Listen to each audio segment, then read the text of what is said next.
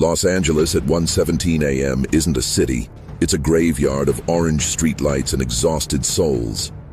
A hazy, heavy heat hangs over the skyline. Ryan Cole moved with the zombie shuffle of the midnight traveler. Every step through Terminal 5 felt like walking through deep water. His phone was a dying heartbeat. 9%. In this city at this hour, a dead phone is a death sentence. The night air outside was stagnant. He refreshed the app, but the screen just stared back with a cold, no internet connection warning. Then it appeared. A black SUV, silent as a ghost, rolled to the curb. No engine noise, no gravel crunching under tires. The window didn't roll down, but a figure inside, shadowed by a gray cap, beckoned him. Ryan didn't think. He just needed to go home. The interior smelled of ancient cedar and cold metal.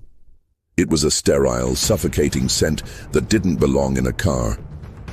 As they merged onto the freeway, the city began to twist. The lights of LA stretched into long, jagged needles of neon. Ryan looked at the dashboard. He hadn't entered his address yet, but the map was already glowing with the path to his front door. Rough flight from Chicago, Ryan. The driver's voice was flat, like a recording played from a deep well. Ryan had never mentioned Chicago. He tried to look at the driver's face in the rearview mirror, but it was just a smudge of gray, incomplete, like a forgotten memory. The SUV swerved, missing the exit for his neighborhood. They were heading into the industrial heart of the city, a wasteland of rusted iron. Suddenly the world went silent.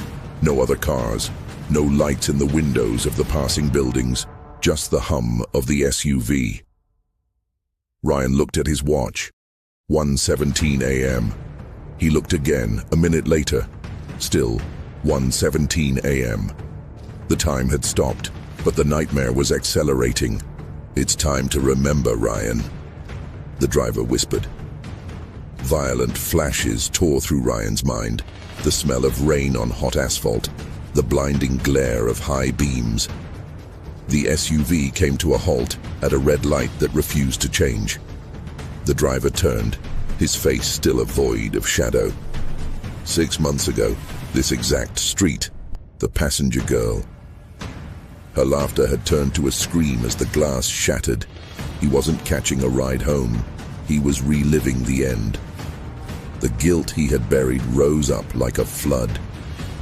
He looked at his hands. They were covered in the dust of a deployed airbag and the weight of a life lost. Ryan Cole finally understood. He wasn't in an Uber. He was in the transit between worlds, facing the one passenger he couldn't save.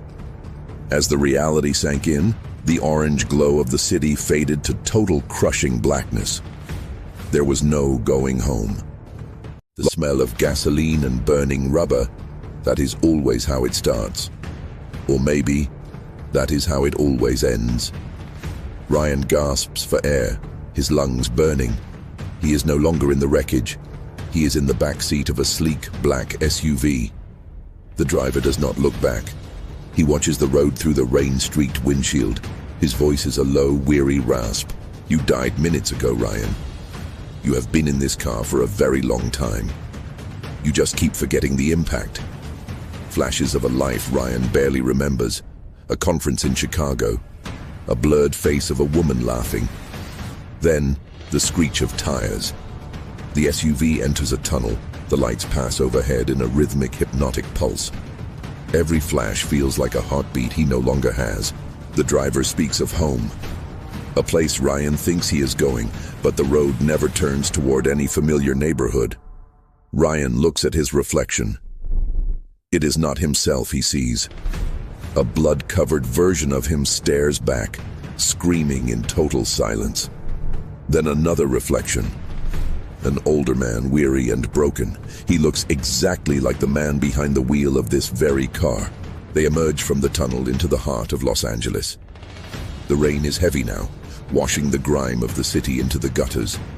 Red and blue lights strobe against the wet pavement. Up ahead, a line of yellow tape cordons off the center of the intersection. Ryan sees the wreckage again. This time it is real. He sees his own body slumped against the steering wheel, motionless and pale. Beside the body, a girl is trapped. She is young, her dark hair matted with blood. Her eyes are wide with shock and pain. Ryan bangs on the glass, screaming for the police to help her. A nearby officer walks right through the sound of his voice. The driver stops the car and pulls Ryan out into the cold night air. The rain feels like needles on his skin. Look around, Ryan. You aren't the only one stuck in this moment. The darkness is full of us. The memory finally hits him like a physical blow. The argument, the bottle of scotch in the console, the red light he ignored. He didn't just die. He killed her. The weight of the realization crushes him more than the steel of the car ever could. The world begins to vibrate and crack.